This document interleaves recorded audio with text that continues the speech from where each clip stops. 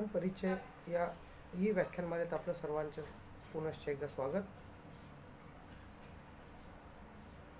राष्ट्रीय स्वयंसेवक संघ समरसता गतिविधी देवगिरी प्रांत मार्फत आयोजित संविधान परिचय या 3 दिवसीय ई व्याख्यानमालेला आपण सुरुवात केलेली आहे. काल दिनांक 25 ऑक्टोबर 2021 रोजी ॲडव्होकेट आशिषजी जाधवर सर यांनी आपल्याला ओळख राज्यघटनेची या विषयावर सविस्तर असं विवेचन केलेलं आहे. आज दिनांक 26 ऑक्टोबर 2021 रोजी पुष्प 2 जे आपल्याला आपल्यासमोर विषय मांडणार आहेत त्यांचा परिचय करून देतो. ॲडव्होकेट विभावरी वासुदेव बिडवे, दिवाणी व कौटुंबिक न्यायालय पुणे येथे 2000 पासून वकिली व्यवसाय करतात. भारतीय विचार साधना पुणे येथे कार्यकारी संपादक म्हणून काम बघतात.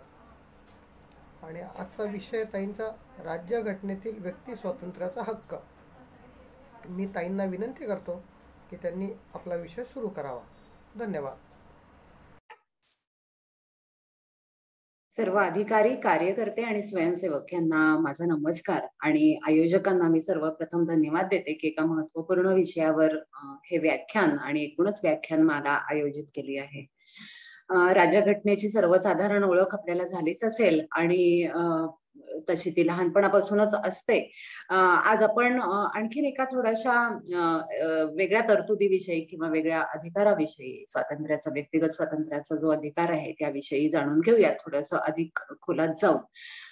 मी आपल्या समोर एक स्क्रीन प्रेझेंट करते. एका प्रेझेंटेशन द्वारे आपण हे बघूयात, कारण कायद्याची भाषा थोडी किचकट असते आणि आपण जेव्हा खोलात जातो तेव्हा तर ती आणखीनच किचकट होते, समजायला थोडीशी कठीण होते. त्यामुळे ऑडिओ आणि व्हिज्युअल या माध्यमातून आपण जरा ह्या विषयामध्ये पुढे जाऊयात.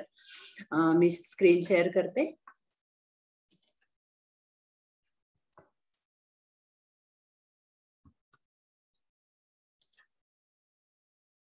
तर राज्यघटना आणि व्यक्तिगत स्वातंत्र्य. आर्टिकल 21 अनुच्छेद 21 अन्वये आपल्या राज्यघटनेमध्ये हा अधिकार नमूद आहे. एकूणच ह्या संदर्भामध्ये घटनेच्या कुठल्याही विषयावर बोलायचं असेल तर मी सुरुवात खूप बेसिक पासून करते की घटना कशी समजून घ्यावी. कारण असं एक सुमारे 400 अनुच्छेद त्याच्यामध्ये आहेत आणि उपकलम पण अनेक आहेत. खूप अवघड जातो हा विषय समजून घ्यायला. आपण थोडक्यात बघूयात, वेळेची मर्यादा असते आपल्याकडे, हा विषय अत्यंत मोठा आहे. तर घटनेकडे बघण्याची जर दृष्टी आली तर आपल्याला त्यातल्या छोट्या छोट्या तरतुदी सुद्धा खूप चांगल्या दृष्टीने कळतात.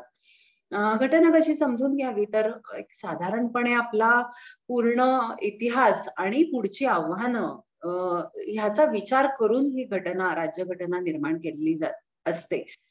कुठल्याही, म्हणजे फक्त भारतीयच असं नाही, पण अनेक देशांच्या घटना सुद्धा ह्याच पद्धतीने लिहिल्या जातात की ती त्या सामाजिक क्रांतीचा परिपाक असते किंवा प्रत्येक देशाची सामाजिक, राजकीय, ऐतिहासिक आणि आर्थिक पार्श्वभूमी लक्षात घेऊन निर्माण झालेला तो एक दस्त असतो. त्या देशाने नक्की काय संघर्ष केलेला आहे तेव्हा, किंवा त्या देशापुढे पुढच्या आगामी 100-200 वर्षामध्ये काय आव्हानं आहेत, काय मजल गाठायची आहे त्यांना, अशा हा विचार करून केलेली ती घटना असते. आणि मग संविधानाचा उद्देश मांडला जातो. त्या उद्देशामध्ये साधारणपणे प्राचीन संस्कृतीची काही तत्व आणि मूल्य तर असतातच, आणि आगामी काळामध्ये आपल्याला कुठल्या तत्वांना अनुसरून मार्गक्रमण करायचं आहे, पुढे जायचं आहे, तर ती मूल्य त्याच्यामध्ये असतात. तर एकूणच ही उद्देशिका जी असते त्या संविधानाचा आत्मा असतो किंवा ओळखपत्र असते. आणि ते ओळखपत्र जरी जाणून घेतलं आपल्याला तरी सुद्धा आपल्याला त्या घटनेकडे बघण्याची दृष्टी येते. एकूण आपल्याला भारताचा इतिहास जर बघायचा असेल किंवा पार्श्वभूमी बघायची असेल तर आपण अगदी थोडक्यात, आपल्याला सगळ्यांनाच माहिती आहे की एकूण ह्या सगळ्या इस्लामी आक्रमणांमुळे आपण सामाजिक स्तरावर जनता एक आत्मविश्वास हरवून बसली होती किंवा हतबल झाली होती, आणि आपली जी काही महान मुक्त प्राचीन संस्कृती होती त्याचा कुठेतरी विसर पडल्यासारखा झाला होता. अनेक अनिष्ट प्रथा समाजामध्ये आल्या होत्या, स्त्रियांसंदर्भामध्ये अनेक वाईट प्रथा निर्माण झाल्या होत्या आणि जी व्यवस्था चांगली चालावी याच्यासाठी जी निर्माण झाली होती ती खूप रिजिड झाली होती, चाकोरीबद्ध झाली होती. आणि ह्या चाकोरीबद्धतेमुळे अनेक विषमता निर्माण झाल्या होत्या. आर्थिक असेल, सामाजिक असेल, संधीची असमानता निर्माण झाली होती. तर एकूण मानवजातीच्या इतिहासात बघितलं तर हा एक परिवर्तनाचा टप्पा होता. म्हणजे फक्त भारतातच हे सगळं होतं, भारतातच ही विषमता निर्माण झाली होती असं नाही. आपण सगळीकडे बघू शकतो आणि त्या सगळ्या विरुद्ध लढे पुकारले गेले होते, की जगात अन्यत्रही अनेक क्लासेस निर्माण झाले होते. कामगार मालक असतील, शोषित असतील आणि ह्या सगळ्याच्या विरुद्ध आपल्याला दिसतं युरोपमध्ये किंवा अमेरिकेने स्वतःचं राष्ट्र निर्माण केलं. युरोपमध्येही पुनरुत्थान झालं आणि ह्याच्यामुळे खूप मौलिक विचार पुढे आले होते. भारतात बघितलं तर भारतातही अनेक छोट्या राजवटी होत्या, त्यामुळे एकीचा अभाव होता. ब्रिटिशांनी काही गोष्टी इथे राबवल्या.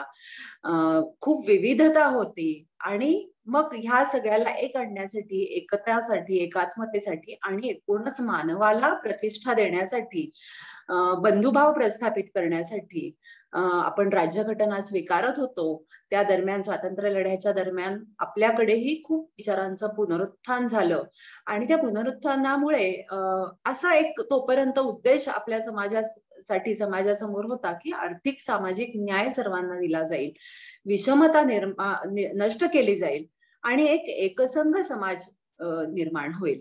तर ह्या प्रमुख उद्देशांच्या आधारावर आपण संविधान लिहिणार होतो. तर संविधानपूर्व भारताची ही एक बॅकग्राऊंड होती आणि त्याच्याप्रमाणे आपण जेव्हा संविधान लिहायला घेतलं तेव्हा मी मगाशी म्हटलं की उद्देशिका, प्रिएम्बल हे एक ओळखपत्र असतं आपलं. तर ती उद्देशिका आपण लिहिली, ती मान्य केली गेली आणि त्याच्यामध्ये आपण न्याय, स्वातंत्र्य, समानता ह्या मूल्यांना अग्रक्रम दिला आणि त्याच्याच बरोबर आणखीन प्राधान्य सगळ्यात महत्वाच्या गोष्टीला दिलं. कारण देश खूप विविधतेमुळे असू देत, आक्रमणामुळे असू देत, खूप वैविध्य आलं होतं त्याच्यामुळे आणि त्याला एकसंघ करणं हा आपला प्रमुख उद्देश होता. त्याच्यामुळे एकता आणि एकात्मता सुद्धा अत्यंत महत्वाची होती आपल्यासाठी. आणि त्याचबरोबर व्यक्तीची प्रतिष्ठा, म्हणजे आपण हे का बघतोय तर व्यक्तीची प्रतिष्ठा हा आपला आज जो अधिकार आपण डिस्कस करणार आहोत त्याच्या अंतर्गत येते. म्हणजे बघायला तो व्यक्तिगत स्वातंत्र्याचा, जीविताचा अधिकार खूप छोटा वाटतो, एका वाक्यातला अधिकार आहे, पण तो कसा पुढे मोठा होत गेला आहे तर त्यामध्ये हा व्यक्तीची प्रतिष्ठा हे एक मूल्य त्याच्यामध्ये जपलं गेलं आहे आणि म्हणून तो मोठा झालेला आहे. आणि त्याची मुळं सगळी ह्या आपल्या उद्देशिकेत आहेत किंवा ह्या प्रिएम्बल मध्ये आहेत. तर प्रतिष्ठा, एकता, एकात्मता आणि बंधुता ह्या सगळ्यात महत्वपूर्ण गोष्टी उद्देशिकेने मांडल्या आणि त्या आधारावर पुढची घटना लिहिली जाणार होती. त्या आधारावर इतर अधिकार, कर्तव्य राज्यघटनेमध्ये नमूद केले जाणार होते. ह्या उद्देशिकेनंतर एक महत्वाचा भाग राज्यघटनेचा आहे तो म्हणजे मूलभूत अधिकार. ह्या मूलभूत अधिकारांनी आपल्याला माहिती अगदी समानतेचा अधिकार, धर्म स्वातंत्र्याचा अधिकार, नंतर माझा भाषण स्वातंत्र्याचा, व्यक्त होण्याचा अधिकार, हे सगळे अधिकार त्याच्यामध्ये आहेत. त्याच्यापैकी फ्रीडम अंतर्गत म्हणजे स्वातंत्र्य अंतर्गत जे अधिकार दिलेले आहेत त्याच्यापैकी प्रधान अधिकार आहे की व्यक्तिगत स्वातंत्र्य, जीवित आणि व्यक्तिगत स्वातंत्र्य. काय म्हणतं हे अगदी डेफिनेशन बघायला गेलं तर एकदम छोटी आहे, एका वाक्यातली आहे, अगदी काही शब्द आहेत त्यामध्ये. तर जीवित व व्यक्तिगत स्वातंत्र्य यांचे संरक्षण म्हणजे कायद्याद्वारे प्रस्थापित केलेली कार्यपद्धती अनुसरल्याखेरीज कोणत्याही व्यक्तीस तिचे जीवित किंवा व्यक्तिगत स्वातंत्र्य यापासून वंचित केले जाणार नाही. अगदी ढोबळ अर्थ काय आहे याचा तर मला जगण्याचा अधिकार आहे. कायद्याशिवाय माझा हा अधिकार कोणीही हिरावून घेऊ शकत नाही. कोणीही म्हणजे कोण हिरावून घेतं? पर्सनल व्यक्ती असतील तर ते तर गुन्हे होतात, पण राज्यही हा अधिकार हिरावून घेऊ शकत नाही. कुठलंही आर्बिट्ररी राज्य चालू शकत नाही किंवा आर्बिट्ररीली अशा पद्धतीने अरेस्ट करू शकत नाही. तर हे एक मूल्य म्हणजे माणूस म्हणून जन्माला आल्यावर जगण्याचा अधिकार हा सगळ्यात बेसिक आहे, माझ्या माणूसपणाशी निगडीत आहे आणि म्हणून हा अधिकार एक प्राधान्य असलेला अधिकार आहे. तर मी इथे काही शब्द हायलाइट केलेत की कायद्याद्वारे प्रस्थापित केलेली कार्यपद्धती अनुसरल्याखेरीज इंग्लिशमध्ये म्हटलं except according to procedure established by law. तर हे थोडे महत्वाचे शब्द आहेत. हा म्हणजे वाचताना असं वाटतं की बरोबर आहे, म्हणजे कायद्याशिवाय मला कोणी अटक करू शकत नाही, मला कोणी मारू शकत नाही. पण ह्याच्यावर प्रचंड मोठी चर्चा चर्वण झालेली आहे आणि त्याच्याच मुळे आज आपले हे किंवा ह्याच्या खाली अंतर्भूत जे अधिकार आहेत ते खूप अबाधित राहिलेले आहेत या सगळ्या चर्चेमुळे किंवा उलथापालथीमुळे, विचार मंथनामुळे. कधी ह्याचा विचार कधी आला म्हणजे संविधान निर्माण होत असताना तर हे होतच होतं. पण काही महत्वपूर्ण घटना घडत गेल्या. सगळ्यात महत्वाची गोष्ट होती इंदिराजींनी आणीबाणी लागू केली आणि त्याच्या आणीबाणीचं एक तरतूद अशी आहे की आणीबाणी लागू केली गेली जर भारताच्या कुठल्याही पार्टमध्ये, तर आपल्या सर्व मूलभूत अधिकारांना स्थगिती मिळते. म्हणजे माझा मूलभूत अधिकार भंग होत आहे म्हणून मी कुठल्याही न्यायालयात जाऊ शकत नाही.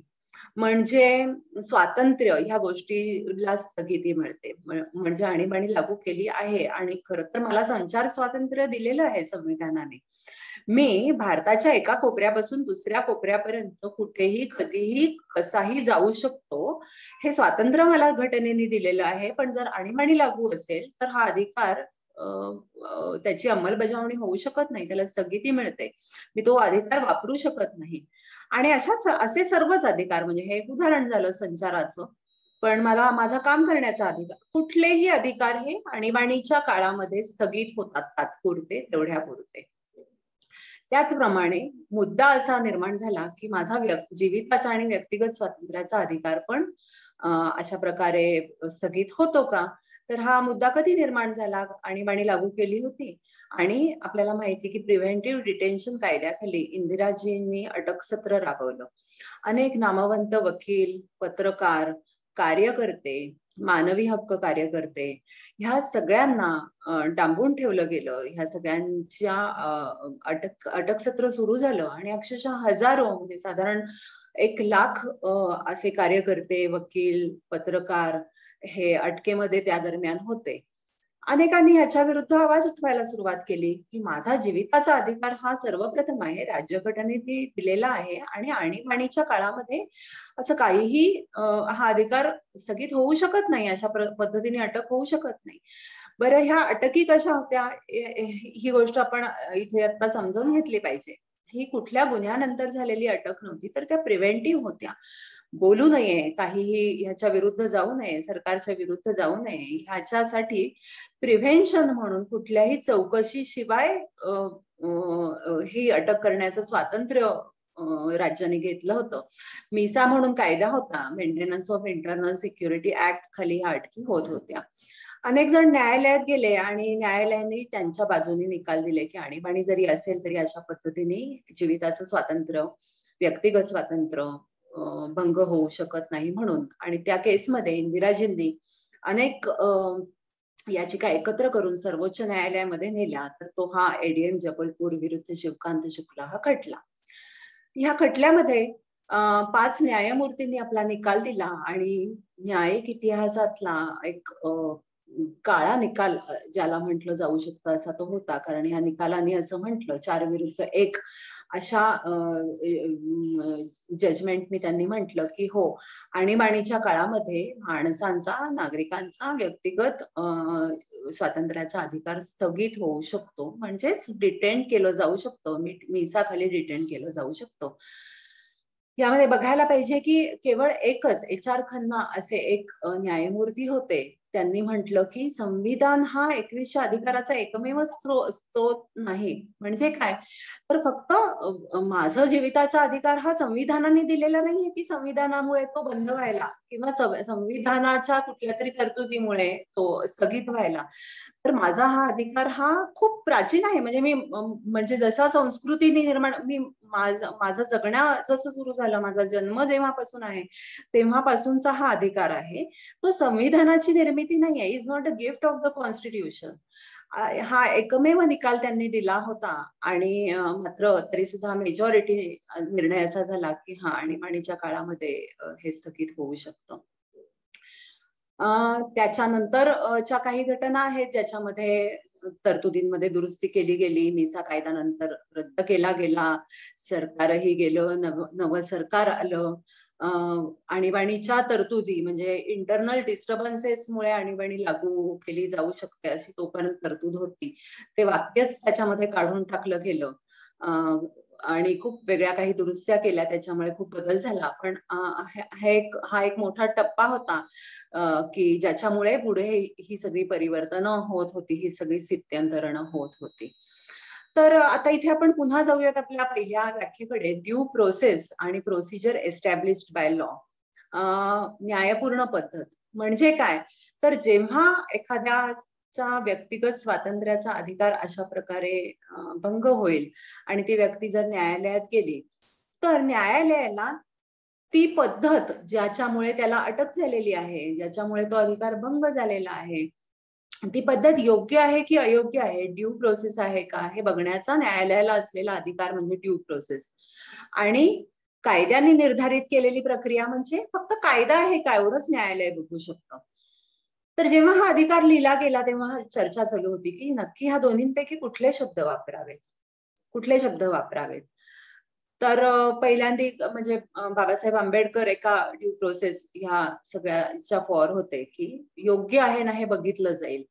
पण मग नंतर असं झालं की नाही, मग न्यायालयांवर अतिरिक्त ताण येईल की योग्य आहे की नाही पद्धत बघणं. तर त्याच्याऐवजी न्यायालयाने फक्त एवढंच बघावं की कायदा आहे ना, कायदा आहे ना. म्हणूनच ह्या एडीएम जबलपूर केसमध्ये फक्त कायदा आहे ना, म्हणजे प्रोसिजर एस्टॅब्लिश्ड बाय लॉ आहे ना. कुठला लॉ होता, तर मिसा लॉ होता, संसदेने पास केलेला लॉ होता, कायदा होता. त्याच्यामुळे त्या कायद्याद्वारे ही अटक सत्र राबवली गेली होती, त्याच्यामुळे ते योग्यच आहे असं म्हटलं गेलं, ती स्थगिती पण योग्यच आहे असं म्हटलं गेलं. आणि ड्यू प्रोसेस जर तिथे म्हटलं असतं तर न्यायालयाला अधिकार निर्माण झाला असता की ती योग्य आहे की नाही बघावं. मात्र कायद्यामध्ये आपण म्हटलं होतं की प्रोसिजर एस्टॅब्लिश्ड बाय लॉ असेल तर ती प्रोसिजर योग्यच आहे हे कुठेतरी गृहीत होतं. संविधान सभेने हे शब्द शेवटी ऍक्सेप्ट केले आणि त्याच्यानंतर ची ही स्थिती आहे की न्यायालय तोपर्यंत तरी निदान ह्या आणीबाणीच्या खटल्यापर्यंत तरी ती पद्धत योग्य आहे की अयोग्य आहे हे बघू शकत नव्हते. नंतर काही खूप महत्वपूर्ण याचिका याच्यामध्ये दाखल झाल्या, ज्या गोपालन याचिका ही एक या टप्प्यातली महत्वाची याचिका होती. मनेका गांधी याचिकेने अंतिमतः ह्या सगळ्यामध्ये असं म्हटलं की माझा जीविताचा अधिकार हा खूप विशाल आहे, खूप मोठा आहे, त्याच्यामध्ये इतर अनेक अधिकार नमूद आहेत की म्हणजे माझा संचार स्वातंत्र्य सुद्धा त्याच्यामध्ये आहे. त्याच्यामुळे हे योग्य आहे की अयोग्य आहे हे बघण्याचा अधिकार न्यायालयाला आहे. तर मनेका गांधी केस नंतर अशा पद्धतीने सुरुवात झाली की न्यायालय ही ड्यू प्रोसेस पण आहे की नाही हे बघण्याची सुरुवात झाली. म्हणजे तो कायदाच योग्य आहे की अयोग्य आहे हे बघण्याचा अधिकार न्यायालयांना मिळाल्या पुढे विविध याचिकांद्वारे. मनेका गांधी केसमध्ये जस्टिस भगवती खूप छान म्हणतात की the expression personal liberty in article 21 is of widest amplitude and it covers a variety of rights which go to constitute the personal liberty of man, and some of them have raised to the status of distinct fundamental rights and given additional protection under article 19. म्हणजे ह्या अधिकारामध्ये इतर पण अनेक अधिकार येतात, जसं की संचार असेल, ते डिस्टिंक्टली दिलेले आहेत, ते तरी सुद्धा हे आहेत. तर इथपासून सुरुवात झाली ह्या अधिकारांचं क्षेत्र, ह्याचा परीघ वाढवायला. आणि मग न्यायालय साधारण अनेक गोष्टींचं, कायद्यांचं पुनर्विलोकन करू शकते आणि त्या कायद्यांचा अर्थ लावण्याचं काम, संविधानाचा अर्थ लावण्याचं काम न्यायालयांकडे असतं. ह्याला ज्युडिशियल रिव्ह्यू म्हणतात. आणि त्या ज्युडिशियल रिव्ह्यू अंतर्गत हा कायद्याचा परीघ खूप वाढवला गेला. म्हणजे या हक्काचा, व्यक्तिगत स्वातंत्र्याचा परीघ कसा, ते आपण पुढच्या काही याचिकांमध्ये बघूयात. तर ही व्याप्ती कशी वाढवली गेली, हा एकतर सर्वात मूलभूत अधिकार आहे हे न्यायालयांनी मानलं. त्याच्याच बरोबर न्यायालयाने वेगवेगळ्या निकालांद्वारे त्यांच्या अनेक महत्वाचे मुद्दे अधोरेखित केले आणि न्यायालयाचे निकाल हा कायदा असतो, त्याच्यामुळे ते एस्टॅब्लिश झाले आपल्या समाजामध्ये. काय म्हटलं न्यायालयाने, तर माझं व्यक्तिगत स्वातंत्र्य, जीविताचं स्वातंत्र्य म्हणजे माझं जगण्याचं स्वातंत्र्य, हे ह्या व्याख्येप्रमाणे बरोबर होतं. पण फक्त तेवढंच नाही, माझं जिवंत असणं म्हणजे फक्त श्वास घेणं नाही किंवा पशुपक्ष्यांप्रमाणे फक्त मी शरीराने जिवंत आहे असं नाही, तर मला माणूस म्हणून जगण्याचा अधिकार असणं म्हणजे माझं जीविताचा आणि व्यक्तिगत स्वातंत्र्याचा अधिकार, माझा पूर्णार्थाने विकसित होण्याचा आणि ते विकसित होण्यासाठी माझ्या सर्व क्षमता वापरता येण्याचा अधिकार, मला आत्मसन्मानपूर्वक आणि प्रतिष्ठेने मानवी आयुष्य जगता येण्याचा अधिकार, मला शोषण विरहित सन्मानपूर्वक जगण्याचा अधिकार, समतेने जगण्याचा अधिकार, भेदभाव न केला जाण्याचा अधिकार. तर अशी ही व्यक्तिगत स्वातंत्र्याची व्याप्ती विविध निकालांद्वारे न्यायालयाने वाढवली आणि ती व्याप्ती वाढवली ह्याचाच अर्थ त्याचा कायदा झाला. न्यायालयीन निकाल, सर्वोच्च आणि उच्च न्यायालयाचे निकाल म्हणजे कायदा असतो आणि त्याच्यामुळे ते समाजात प्रस्थापित होत असतात. प्रतिष्ठेने मानवी आयुष्य जगण्याचा अधिकार मनेका गांधी केसमध्ये म्हटला. पुढे एक कोराली म्हणून केस होती, फ्रान्सिस कोराली, त्याच्यामध्ये बेसिक गरजा तर आपण म्हणतो अन्न वस्त्र निवारा ह्या, पण त्याच्या व्यतिरिक्त वाचण्या लिहिण्याच्या, स्वतःला विविध रूपांमध्ये व्यक्त होण्यासाठीच्या सुविधा असणं, मुक्तपणे फिरण्याचा किंवा इतर माणसांच्यात मिसळण्याचा, का मिसळायचंय मला, का व्यक्त व्हायचंय, कारण माणूस म्हणून ते मला मिळालेलं आहे, ते लाभलेलं आहे. त्यामुळे इतकं किमान व्यक्त होण्याचा अधिकार म्हणजे माझा जीविताचा अधिकार. नंतर शोषण विरहित वातावरणात जगण्याचा, कामगार किंवा स्त्री पुरुष आणि लहान वयातल्या मुलांचा आरोग्य आणि गैरवर्तनापासूनचा सुरक्षेचा अधिकार, म्हणजे शिक्षणाचा अधिकार, आरोग्यपूर्ण विकासाच्या संधी मिळण्याचा, अशा ह्या किमान प्रतिष्ठेच्या काही गोष्टी म्हणजे माझा जीविताचा अधिकार. तर आपण बघतो सरकार आपल्याला अनेक सोयी सुविधा देत असतं, मोफत सुविधा देतं, जसं की आरोग्याच्या काही सुविधा, काही लसी, सरकारी दवाखाने हे मोफत असतात. आता काही लसी मोफत होत्या. त्याच्यानंतर शिक्षण लहान मुलांना मोफत दिलं जातं 14 वर्षाच्या वयाच्या मुलांपर्यंत. तर ह्या सुविधा कुठून येतात, तर त्याचं मूळ ह्याच्यामध्ये आहे की हा नागरिकांना जगण्याचा अधिकार आहे आणि त्यांचा हा जीविताचा अधिकार पशुपक्ष्यांप्रमाणे फक्त जिवंत राहण्याचा, श्वास घेण्याचा नाही, तर मानवी प्रतिष्ठेचं आयुष्य जगण्यासाठी कुठल्या कुठल्या गोष्टी माणसांना लागतात, लहान मुलांना लागतात, ते अधिकार सरकारने देणं बांधील आहे. आरोग्य असू देत, शिक्षण असू देत, इतर विकासाच्या संधी असू देत, संसाधनांच्या संधी असू देत. तर अशा प्रकारे हे न्यायालय निकाल देत गेलं आणि या गोष्टी समाजामध्ये एस्टॅब्लिश होत गेल्या. अनेक अनेक घटना आहेत आणि ह्या घटना, ह्या याचिका आणि हे कायद्याचा हा अर्थान्वय समजून घेणं ही खूपच छान, रंजक सुद्धा तितकीच गोष्ट आहे.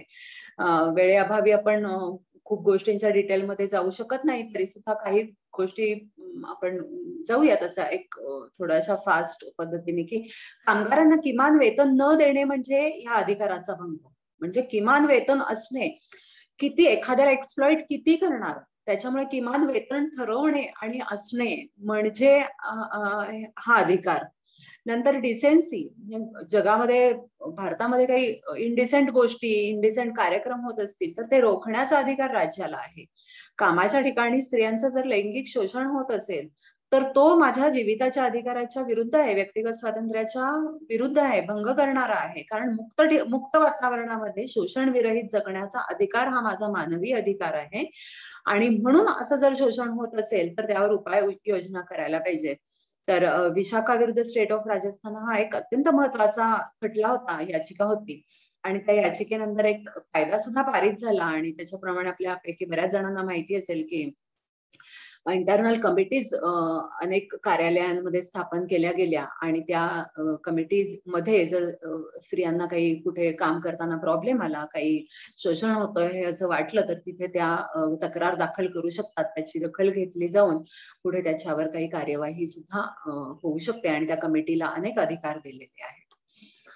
उपजीविकेचा अधिकार म्हणजे माझं व्यक्तिगत स्वातंत्र्य, आरोग्याचा आणि वैद्यकीय उपचारांचा हक्क म्हणजे माझं व्यक्तिगत स्वातंत्र्य आणि म्हणूनच सरकारकडून अनेक सोयी सुविधा, आरोग्याच्या आणि वैद्यकीय सोयी सुविधा मोफत दिल्या जातात.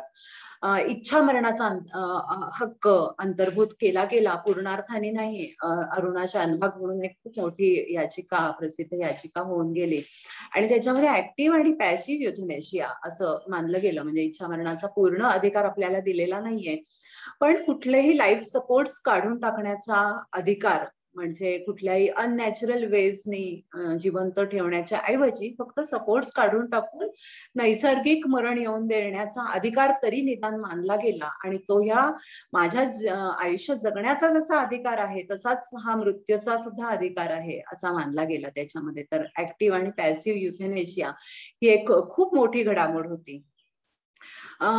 फाशीची शिक्षा ही जीविताच्या अधिकाराच्या विरुद्ध आहे असे अनेक देश मानतात. भारतामध्ये मात्र ती आहे. माझा मानवी आयुष्य उत्तम पद्धतीने जगण्याचा अधिकार म्हणजे प्रदूषणमुक्त पाणी आणि हवा मिळण्याचा अधिकार किंवा स्वच्छ वातावरण मिळण्याचा अधिकार.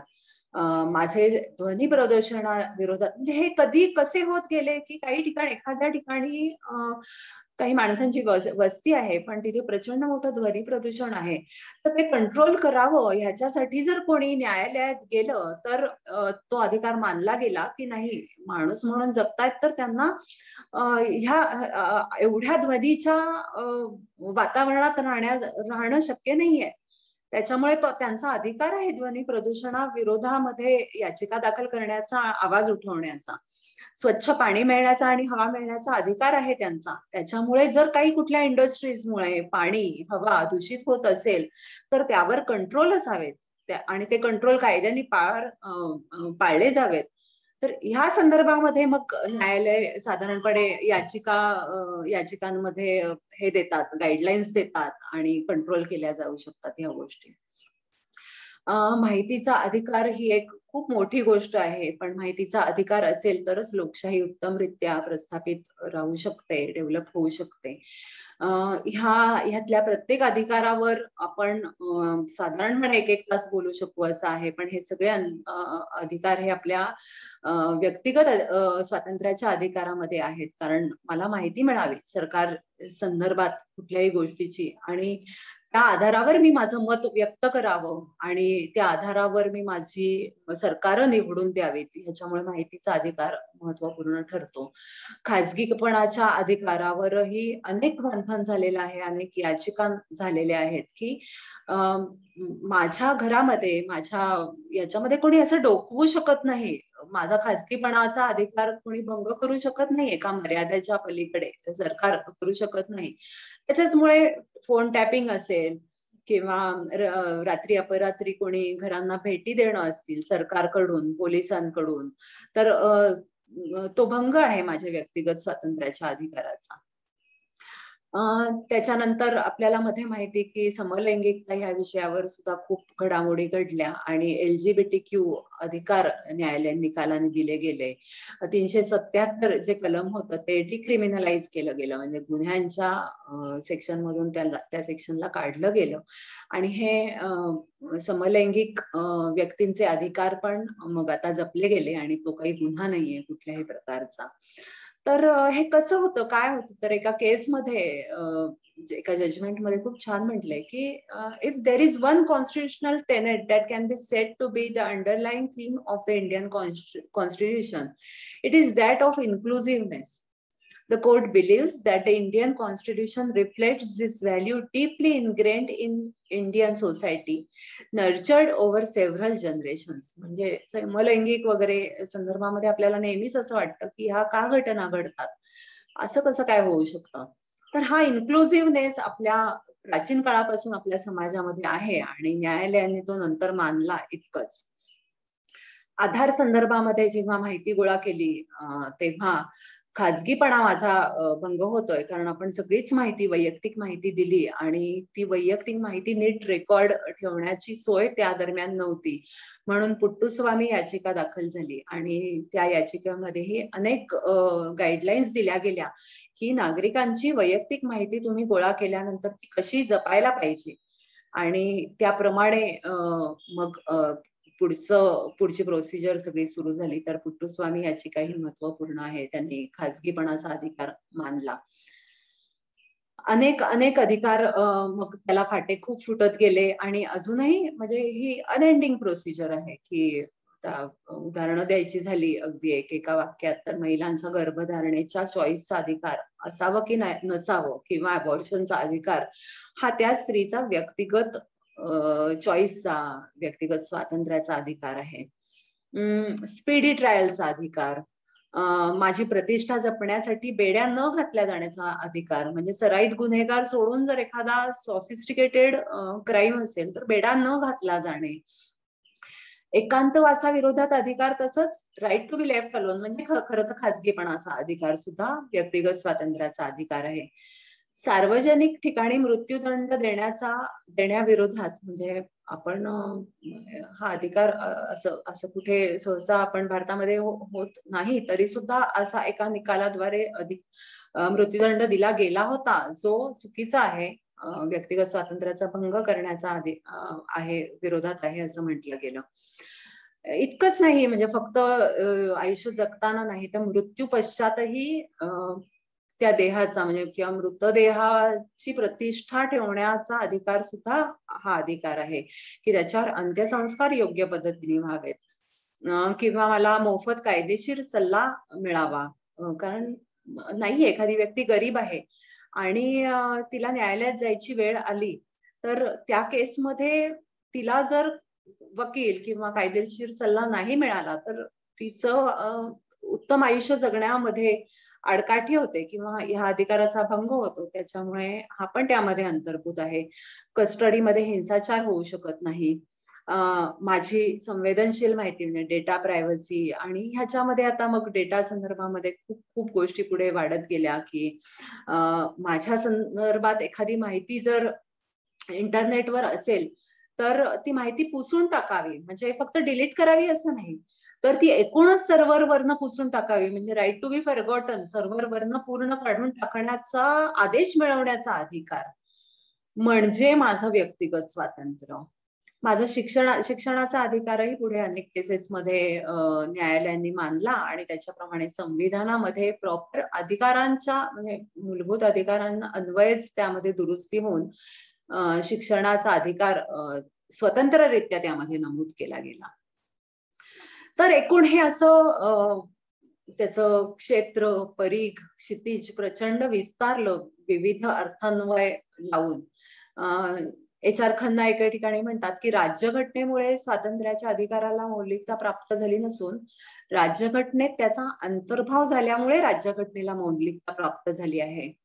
इतके ह्या अधिकाराचं अनन्यसाधारण महत्व आहे. तर हा एक खूप महत्वाचा असा अधिकार आहे. तर एकूणच ह्या सगळ्याकडे आपण बघताना जागतिक पातळीवर मानवी हक्क संकल्पना कशी आहे आणि भारताने त्याच्याकडे कसं बघितलं याही दृष्टीने बघायला पाहिजे. वेळेच्या अभावी मी खूप ह्याच्या डिटेलमध्ये जात नाही, पण मानवी हक्क संकल्पना सुद्धा खूप अलीकडच्या काळात म्हणजे पाश्चात्य देशांमध्ये निर्माण झालेली आहे. फ्रेंच राज्यक्रांतीनी स्वातंत्र्य, समता, बंधुता अशी मूल्य दिली असं जग मानतं. मात्र भारतामध्ये किंवा वैश्विक मानवी हक्क घोषणा सुद्धा 1947 साली केल्या गेल्या UDHR कडून. त्यामुळे मानवी हक्क ही कल्पना तशी जागतिक पातळीवर अलीकडच्या काळातली आहे. पण एकूणच नैसर्गिक हक्क ह्या गोष्टींवर विचार विनिमय सगळ्याच प्राचीन संस्कृतीने केला आणि त्याचा भारताने सुद्धा केला. तर आपण अलीकडच्या काही काळातले समाजात निर्माण झालेले दोष थोडेसे दुर्लक्ष म्हणता येणार नाही, पण थोडेसे तात्पुरते बाजूला ठेवूयात की त्याच्या व्यतिरिक्त काय होतं आपल्या समाजाने, म्हणजे पाश्चिमात्य समाजाने हा विचार केला किंवा स्वातंत्र्य, समता, बंधुता फ्रेंच राज्यक्रांतीने दिलेली देण आहे असं जग मानतं. पण मग आपल्याकडे काहीच नव्हतं का? आपण ज्याला प्राचीन संस्कृती म्हणतो त्यामध्ये काय होतं? तर नक्कीच मानवी हक्क संकल्पना ह्या अगदी वेदांमध्ये आहेत किंवा शुक्रनीतीसार, बृहस्पती शास्त्र, महाभारतातलं शांती पर्व, कौटिल्याचं अर्थशास्त्र, ह्या सगळ्यामध्ये हक्क, व्यक्तिगत स्वातंत्र्य ह्या कल्पना नमूद आहेत. अगदी अशोकाचे जे स्तंभलेख आहेत आणि अर्थातच स्वातंत्र्य, समता, बंधुता ही गोष्ट भगवान बुद्धांनी आपल्याकडे सांगितली आहे. ह्या आधीच्याही सगळ्या साहित्यातून तत्वज्ञानामधून ह्याच सगळ्या गोष्टी अधोरेखित झालेल्या आहेत. अलीकडच्या काळात भगवान बौद्धांनी हे विचार अधिक चांगल्या प्रकारे पुढे नेले आहेत. लोकशाही सुद्धा आपण बघितलं तर बघतो की आपल्या त्या काळामध्ये जनपद महाजनपद होती आणि ह्या सगळ्यांनी मिळून किंवा भक्ती साहित्य निर्माण झालं किंवा ह्या जनपद महाजनपदांमध्ये सुद्धा हे सगळे अधिकार हक्क दिले गेले आणि हे स्वातंत्र्याचे अधिकार होते म्हणूनच कुठेतरी ही रिपब्लिक्स पण निर्माण झाली. पुढील काळामध्ये भक्ती साहित्याने पण ते काम केलं आणि त्याच्यामुळे ही सगळी सांस्कृतिक हा जो ठेवा आहे तो सगळा आपल्याकडे कायम राहिला. म्हणजे अनेकांनी हे रिवाईव्ह केलं गेलं आणि स्वातंत्र्याच्या काळामध्ये सुद्धा हे अधिकार रिवाईव्ह झाले आणि मग संविधानामध्ये उतरले आणि म्हणून ते इतक्या चांगल्या पद्धतीने मागच्या 75 वर्षामध्ये आपण वापरू शकत आहोत, त्याची अंमलबजावणी करू शकत आहोत. तर थोडस मोठं आहे हे. खरं तर गांधीजींचं वक्तव्य आहे की वेल्स म्हणून विचारवंत होते, त्यांनी एक खूप मोठी हक्कांची यादी तयार केली. तर गांधीजी तिथे म्हणतात की I feel sure that I can draw better charter of rights than you have drawn up. मी तुमच्यापेक्षा जास्ती चांगल्या पद्धतीने ह्याची लिस्ट करू शकतो. But who will be its guardian, म्हणजे त्याचा पाठराखा कोण होईल? I suggest the right way. Begin with the charter of duties of man, and I promise the rights will follow as spring follows winter.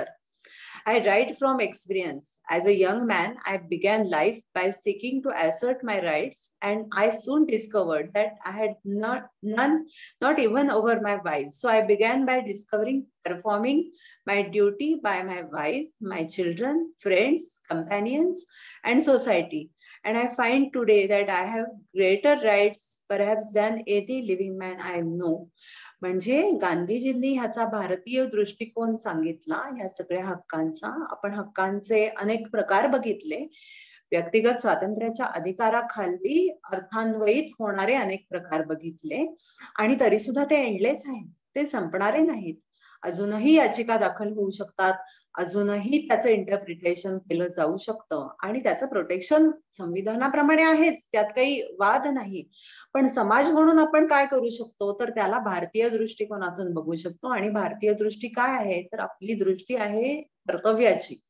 आणि जर ही कर्तव्य केली गेली तर माझ्या राईट्सचं प्रोटेक्शन अधिक चांगल्या पद्धतीने होतं असं गांधीजी म्हणतात तेव्हा.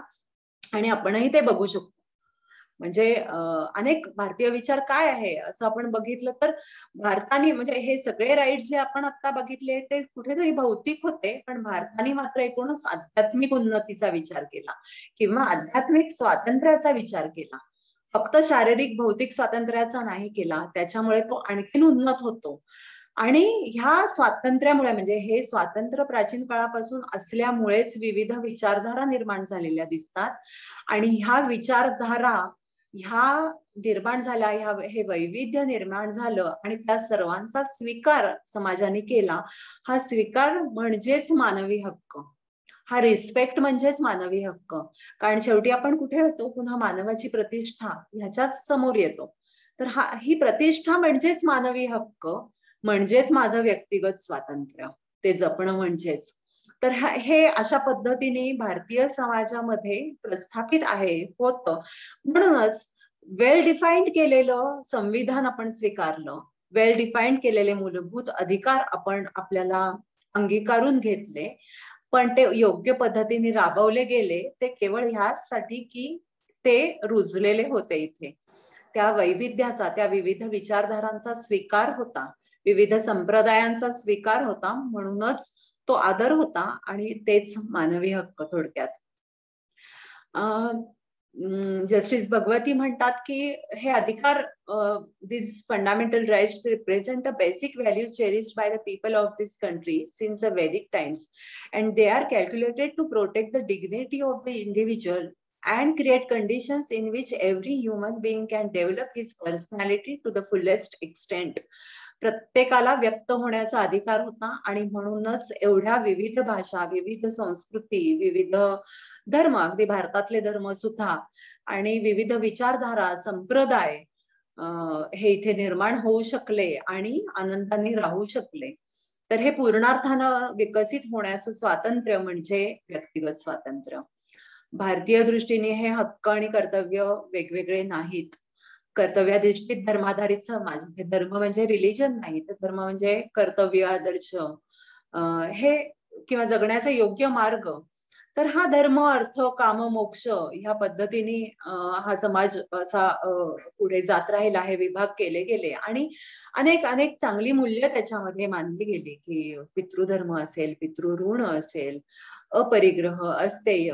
तर ह्या सगळ्या मूल्यांमध्ये इतरांचे मानवी हक्क जपण्याचे सामर्थ्य होतं आणि त्याच्याचमुळे आपण बघतो की सुरुवातीच्या काळात सगळे हक्क नमूद होते, पण कर्तव्यांचा अंतर्भाव नव्हता आणि कर्तव्यांचा अंतर्भाव नंतर 44व्या घटना दुरुस्तीने त्याच्यामध्ये केला गेला. थोडंसं आध्यात्मिक आहे, पण खरं तर खूप वेळही नाहीये, तरी सुद्धा मला इथे सांगण्याचा मोह आवरत नाहीये, की आपली जी एकात्मता आहे, ती कुठेतरी कोणीतरी असे तुटक 4 घटक आहेत आणि त्यांनी एकत्र यायचं आहे, अशी फ्रेंच राज्यक्रांतीने दिलेली एकात्मता, एकता नाहीये.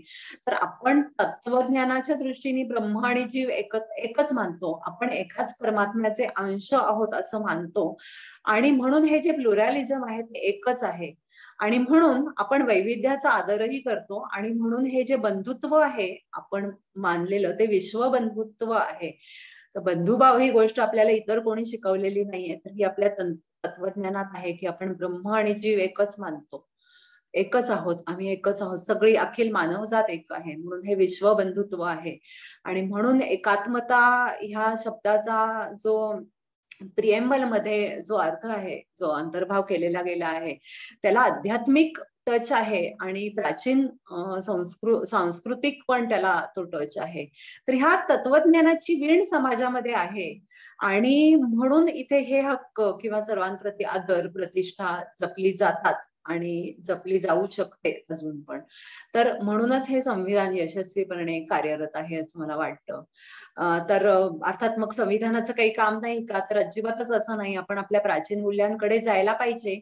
मधल्या ट्रान्झिशनल पिरियडचा काही काळ सोडून देऊन त्यामध्ये शिरलेल्या अनिष्ट प्रथा दूर सारून खरोखर जो रिवाईव्ह झालेला धर्म आहे, विवेकानंदांनी रिवाईव्ह केलेला किंवा अनेक इतर संप्रदायांनी त्या काळामध्ये रिवाईव्ह केलेला तो प्राचीन शाश्वत धर्म आणि संविधान ह्या मूल्यांची, ह्या दोन्ही मधल्या मूल्यांची योग्य सांगड जर आपण घातली तर नक्कीच समाज प्रगतीशील होऊ शकतो. भारत आणखीन प्रगतीशील होऊ शकतो. एक खूप अर्नॉल्ड टॉइनबे म्हणून एक लेखक होते, त्यांचं खूप एक छान वाक्य आहे, चांगले विचारवंत होते ते. Today we are still living in the transitional chapter of the world history, but it is already becoming clear that a chapter which had a Western beginning will have to have an Indian ending if it is not to end in self-destruction of the human race. At this supremely dangerous moment in human history, the only way of salvation for the mankind is an Indian way. म्हणजे भारतीय तत्वज्ञानाकडे वळणं ही अखिल मानव जातीची गरज आहे आणि अत्यंत आवश्यक आहे इथे असं ते म्हणतात. ते ह्याचसाठी खूप महत्वाच्या गोष्टी आहेत. संविधानाने अधिकार दिलेले आहेत, तरी सुद्धा डॉक्टर बाबासाहेब आंबेडकर काय म्हटले होते, की मी संविधानाच्या मेरिट्स मध्ये जात नाही. म्हणजे संविधान कितीही चांगलं किंवा वाईट असेल तरी सुद्धा जे राबवणारे आहेत त्यांच्यावर ते अवलंबून असेल. चांगलं असेल तरी सुद्धा जर राबवणारे वाईट असतील तरी सुद्धा त्याची अंमलबजावणी चांगली होऊ शकत नाही. आणि इथे प्रश्न येतो की संविधानाने सर्व दिलेलंच आहे, पण तरी सुद्धा का आपल्याला मूल्यांची गरज लागते? तरी सुद्धा आपण आपल्या समाजामध्ये रुजलेली मूल्य, मानवी मूल्य ह्यांचा विचार का करतो? संविधानाने दिलं की झालं, सगळं संपलं, असं खरं तर व्हायला पाहिजे, पण तसं होत नाही का? तर डॉक्टर बाबासाहेब आंबेडकर सुद्धा स्वतः म्हटले होते, however bad a constitution may be, it may turn out to be good if those who are called to work it happen to be a good lot. माणसं जर चांगली असतील तर ती उत्तम पद्धतीने राबवली जाऊ शकते. ऑस्टिन म्हणतात की constitution do not work, they are inert, dependent upon being work by citizens and elected and appointed leaders. म्हणजे एकूण हा सगळा विषय, संविधान चांगलं असू देत नसू देत, त्यामध्ये काही चुका असू देत नसू देत, सर्व विषय पुन्हा माणसांभोवती येऊन ठेपतो आणि तेव्हा आपल्याला ह्या मूल्यांची आपल्या शाश्वत मूल्यांची आणि संविधानाने दिलेल्या मूल्यांची सांगड घालायची वेळ येते आणि ती सांगड घातली गेली तरच एक आदर्श समाज, एक उत्तम समाज निर्माण होऊ शकतो. तर हा एकूण ह्या नोटवर मी इथे आता थांबते आणि मी पुनश्च एकदा आयोजकांचे आभार मानते की हा विषय मांडण्याची मला संधी दिली. धन्यवाद, खूप खूप धन्यवाद.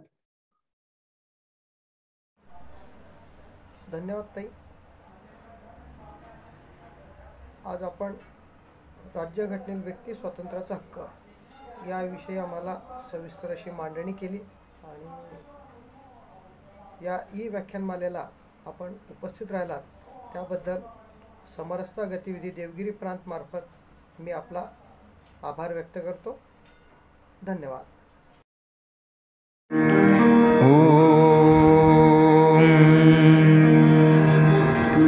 सर्वे भवन्तु सुखिनः, सर्वे सन्तु निरामयाः, सर्वे भद्राणि पश्यन्तु, मा कश्चित् दुःखभाग् भवेत्.